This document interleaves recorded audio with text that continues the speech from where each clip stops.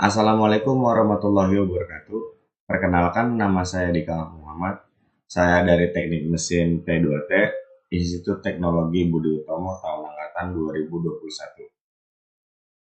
Di sini saya akan menjelaskan tentang sistem refrigerasi yang dimana adalah tugas dari termodinamika 2. Kita langsung masuk saja kepada materinya.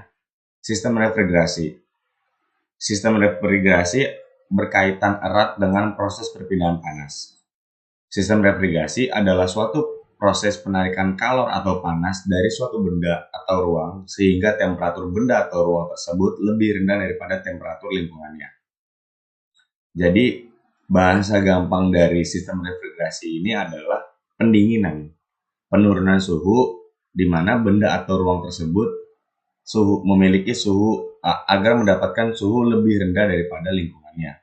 Contoh, misal di suatu ruangan memiliki suhu sekitar 32 derajat Celcius. Karena adanya sistem refrigerasi, biasanya pada ruangan tersebut menggunakan air conditioner atau kipas atau blower, dia akan tapi cenderung lebih menggunakan air conditioner. Dia akan menurunkan suhu pada ruangan tersebut menjadi lebih rendah daripada 32 derajat Celcius, tergantung settingan atau pengaturan yang kita inginkan agar mencapai suhu yang kita inginkan. Kemudian sistem refrigerasi dibagi dua, yaitu sistem refrigerasi mekanik dan sistem refrigerasi non-mekanik.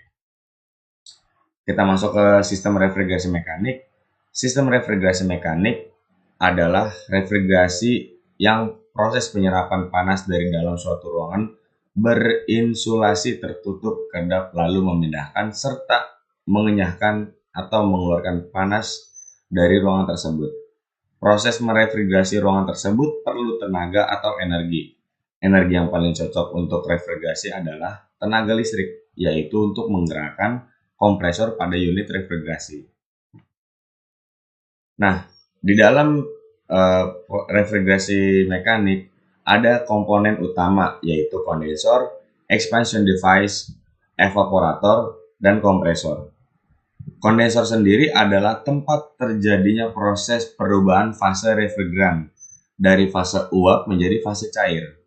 Kemudian expansion device adalah sebagai gerbang yang mengatur banyak atau sedikitnya refrigeran cair yang akan mengalir dari kondensor ke evaporator.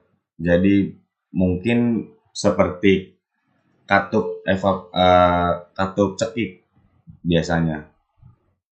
Kemudian ada evaporator. Evaporator adalah komponen yang mengubah alat pelarut. Evaporator adalah alat pelarut yang mengubah bentuk cair menjadi bentuk uap. Kemudian ada kompresor, yaitu kompresor adalah jantung utama dari sistem refrigerasi mekanik ini. Kompresor adalah komponen yang berfungsi untuk menghisap atau memompa zat refrigeran dari sisi rendah ke sisi yang tinggi. Bahasa gampangnya adalah memompa bahan pendinginan atau menaikkan tekanan uap kondensor lebih tinggi dari evaporator, atau bahasa gampangnya menaikkan suhu refrigeran. Contoh-contoh sistem refrigerasi mekanik yaitu ada refrigerasi sistem kompresi uap, ada refrigerasi siklus udara, ada kriogenik atau refrigerasi temperatur ultra rendah, kemudian ada refrigerasi siklus Stirling. Kemudian kita masuk kepada bahasan refrigerasi non-mekanik. Refrigerasi non-mekanik adalah sistem refrigerasi yang tidak memerlukan mesin-mesin penggerak seperti kompresor dalam menjalankan siklusnya. Jadi dia tanpa adanya kompresor pun dia bisa melakukan sistem refrigerasi tersebut. Ya, yang diperlukan adalah adanya generator, ada kondensor, ada evaporator, dan absorber. Kemudian ini adalah contoh siklus refrigerasi non-mekanik. Refrigerasi non-mekanik ada refrigerasi termoelektrik, ada refrigerasi absorpsi, ada refrigerasi steam jet, ada refrigerasi magnetik. Selanjutnya pengaplikasian sistem refrigerasi. pada pengaplikasian sistem refrigerasi ini kita mempunyai beberapa sektor. Contohnya di sektor rumah tangga ada kulkas, dispenser, freezer box, ada air conditioner untuk mendinginkan ruangan dan lain sebagainya. Kemudian di sektor industri ada cold storage, ada scale ice, ada flat ice blast freezer.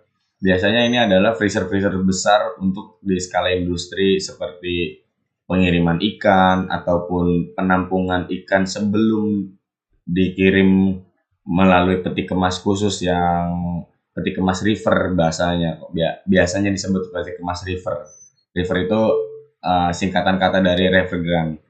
Kemudian ada di sektor komersial, ada showcase, ada ice pack, ada biomedical. Showcase ini biasa kita jumpai pada warung-warung atau rumah makan atau bahkan supermarket, minimarket. Itu ada showcase untuk minuman-minuman dingin. Di situ dia ada sistem refrigeran dan diaplikasikan kepada showcase namanya.